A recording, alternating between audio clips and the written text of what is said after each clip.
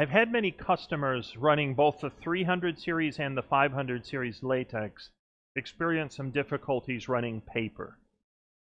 Now, to be fair to latex, the latex printers can print on virtually any kind of paper. I run very inexpensive uncoated bond. I run offset coated papers of all kinds. I run papers as thick as 12-point cardstock. I run resin coated papers. I run aqueous coated papers. I run solvent coated papers. I run papers with nano coatings.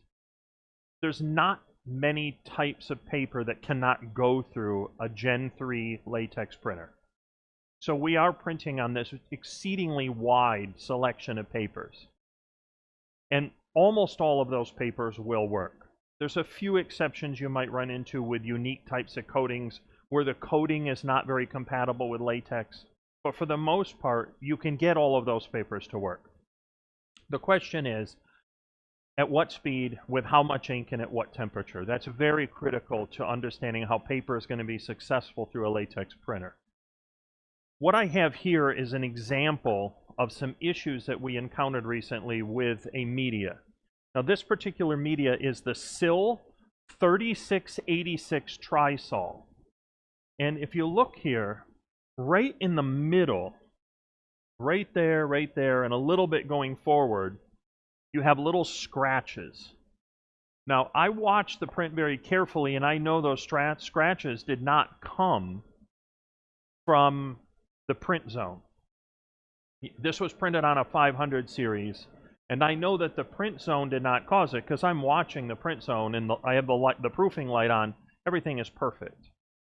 These were coming from inside the curing area, which is a little tough to see sometimes on a 500 series because even if you open up the door, you can't quite see what's going on in there as well as you can in, say, a 300 series.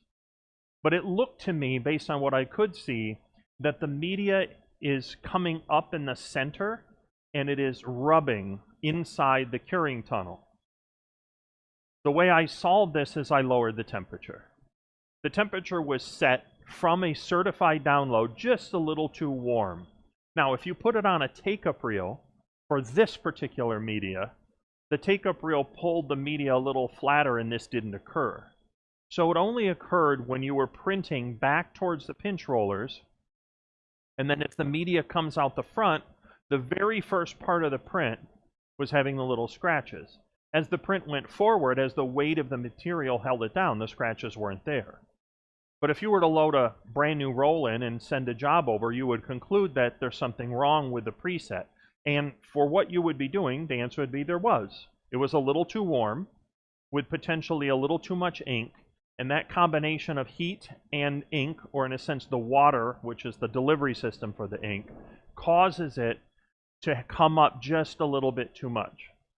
What I did is I lowered the temperature by about 10-12 degrees, and then I slowed it down just a little bit with an interpass delay, and I reduced the amount of ink. Those three simple things allowed it to lay a little flatter, go through there without any trouble. No more scratches. Put it on the take-up reel, no scratches. So with and without the take-up reel, everything ran fine. So we've placed a new preset on the HP Media Locator that runs at just a little bit lower of a temperature. You could do the same thing. The reason I'm explaining this is because I want to explain the methodology or the reasoning behind what we did to fix this.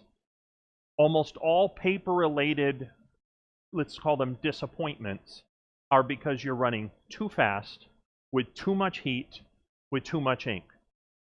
I start all paper at 12 pass, and then I usually start at about 190 degrees Fahrenheit. And then I'll try to see how much ink it can take.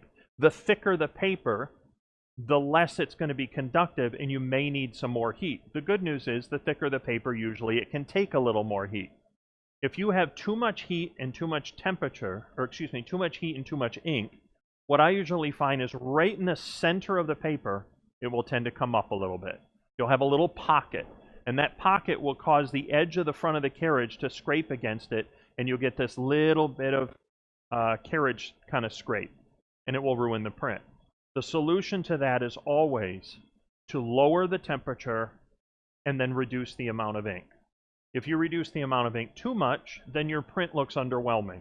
So you want to keep it up high enough. Usually I don't like to go under 80%. If I can get to 90 or 100%, that's wonderful.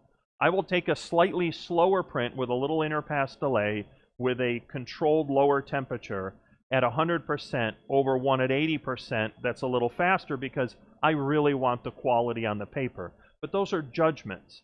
And the coating on the paper can always affect how much color pop or how resonant the image can be. A good coated paper at 80% might look as good or better than a inferior coated product at 100% density. Those things are very subjective depending on the paper, and there's so many different types of paper out there. The reason I want to explain this process is because there's so many papers, I'd like the operators and the end users and our customers to feel comfortable adjusting the settings to dial in a paper, starting at 12 pass at about 190 degrees Fahrenheit, and then testing different ink combinations. I also routinely will use interpass delay to really dial things in. That sort of gives me a tremendous control of the media. But if necessary, I'm going to lower that temperature, use the interpass delay to compensate, and try to avoid having to reduce the ink. But if I have to, I have to. Sometimes you can see very clearly, watching the pocketing if in the center, that at 100% density, it's going to pocket.